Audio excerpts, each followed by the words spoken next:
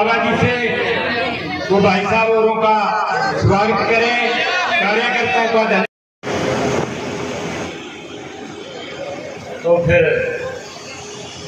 नारों के अंदर तुम्हारी जोश क्यों नहीं है? जब नारे लगवाए जाते हैं, अगर सही मायने में बदलाव करते हो, परिवर्तन करते हो, तो फिर तुम्हारी आवाज इतनी बुलंद होनी चाहिए कि तुम्हारी जोश को, तुम्हारी आवाज को सुन करके जो लोग कोई आज कांग्रेस में है, भाजपा में है, कोई और पार्टी में है, वो भी ये फैसला ले कि अब इंडियन नेशनल लोकदल पार्टी जो है, बहुजन समाज पार्टी और इंडियन नेशनल लोकदल पार्टी सत्ता की तरफ बढ़ रही है। और वो फिर आपकी इस नारों की आवाज को सुनकर के ये फैसला ले कि हमें भी अब किसान और मजदूर के साथ हाथ से हाथ मिला करके, कंधे से कंधा मिला करके भाजपा को सत्ता से पार करना, कांग्रेस को सत्ता से दूर रखना है। इसलिए मैं जस्सा जी से फिर कहूंगा कि वो आपसे एक बार फिर नारे लगवाए और आपसे उम्मीद करूंगा कि आपके नारों की आवाज बहुत बुलंद होनी चाहिए। जस्सा जी लगवाओ एक बार। उद्घाटन समारोह में आए हुए पार्टी के बहुत ही वरिष्ठ कर्मठ मेहनत कार्यकर्ता साथियों, पत्रकार छात्रकार दोस्तों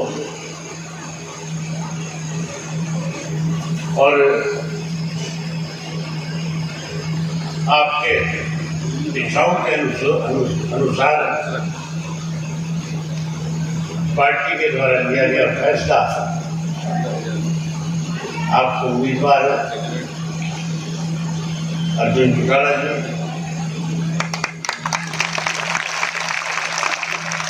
मेरे से पहले जो साथी बोलने वाले थे, उन सब साथियों ने चुनाव के बारे में चर्चा की। ये रानिया विधानसभा क्षेत्र 2 जब से बढ़ने के बाद लगातार चौधरी ओम प्रकाश चौटाला जी ने जिस किसी साथी को आपके बीच में पार्टी का उम्मीदवार बना करके भेजा, आप लोगों ने सदैव चौधरी ओम प्रकाश चौटाला के द्वारा दिए गए प्रत्याशी को भारी बहुमत के साथ जिताने का काम किया। ये तो पिछले चुनाव में इंडियन नेशनल लोकदल पार्टी का बिखराव हो गया और बिखराव के बाद पूरे प्रदेश के हालात इस किस्म के बढ़ गए थे, लोगों की तो इच्छा थी कि इंडियन नेशनल लोकदल पार्टी की सरकार बने, लेकिन भारतीय जनता पार्टी ने एक षड्यंत्र के तहत आपकी पार्टी को कमजोर कर दिया, तोड़ दिया। कुछ स्वार्थी लोग थे आपकी पार्टी में जिनको केवल सत्ता का लालच था, जो सत्ता में आना चाहते थे, जिन्होंने लालच के बस गुहाना की जो चौधरी देवलाल की सम्मान दिवस रैली थी, उस रैली के अंदर लाखों लोगों के मंसूबों पे पानी फेर दिया था। हालात उस वक्त इस किस्म के थे कि आपकी सरकार बढ़नी थी, लेकिन षड्यंत्र के तहत पार्टी को तोड़ दिया और इस रानिया विधानसभा क्षेत्र के अंदर एक ऐसा व्यक्ति आपके बीच में आया जिसने कभी भी चौधरी देवीलाल की नीतियों को आगे बढ़ाने का काम नहीं किया। किसी भी चुनाव में चौधरी देवीलाल का फोटो अपने साथ नहीं लगाया और पिछले चुनाव में न केवल चौधरी देवीलाल का फोटो लगा दिया, बल्कि आप लोगों के बीच में भी भ्रम पैदा कर दिया कि मैं तो भाई साहब से आशीर्वाद लेकर के आया, और ये कह करके कहीं ना कहीं दाव लगा दिया। लगाया नहीं लगाया था। पहले 2 चुनाव हुए थे जिसमें कृष्ण कंबोज को हमने टिकट दिया था। चौधरी रणजीत सिंह ने कभी फोटो लगाया था चौधरी देवीलाल का? क्या लगाया कभी तो बताओ। उसके बाद रामचंद्र कंबोज को जब हमने चुनाव लड़ाया तब लगाया था, तब भी नहीं लगाया। पिछली बार केवल आपका वोट लेना था, आपको गुमराह करने के लिए चौधरी देवीलाल का फोटो लगा लिया। चौधरी देवीलाल का फोटो तो लगा लिया, और अखबार के अंदर जब स्टेटमेंट दी तो ये कहा कि हरियाणा प्रदेश के अंदर मनोहर लाल खट्टर से ज्यादा लोकप्रिय कोई मुख्यमंत्री नहीं बना। ये बात कहीं ठीक नहीं गई थी।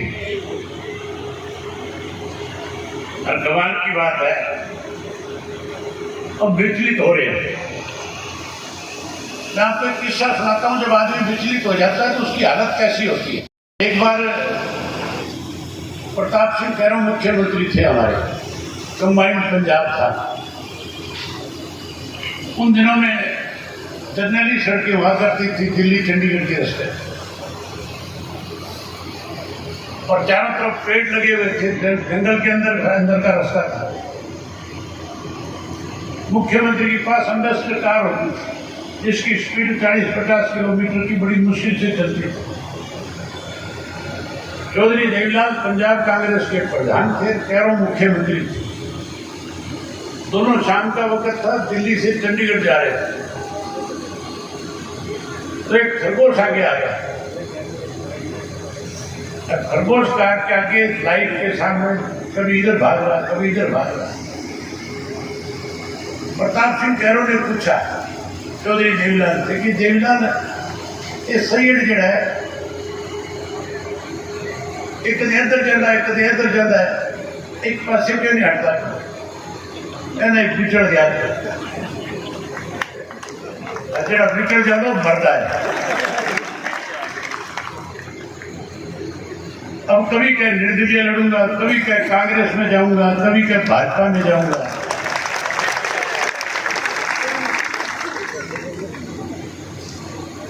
अब भी ये नहीं कहता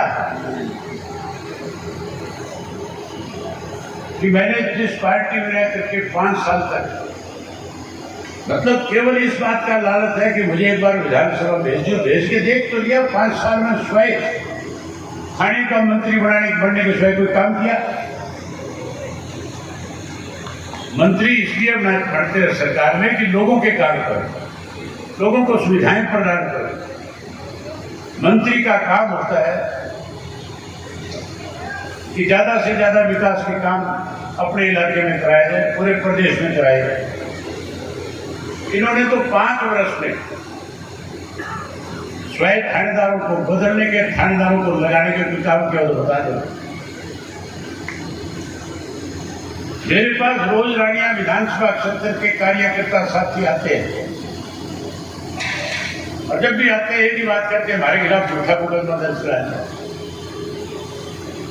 किसी पे अगर किसी ने किसी को तू मैं भी कह दी तो भी थानेदार को क्या बोला 307 बना दे, मुझे नहीं पता कैसे बनाएंगे।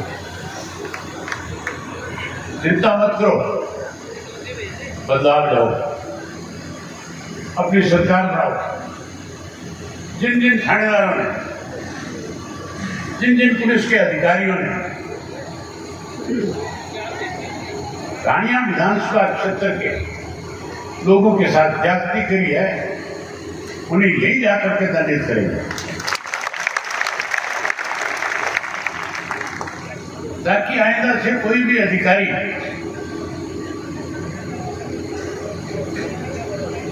सरकार के दबाव में आकर के किसी को परेशान ना कर सके।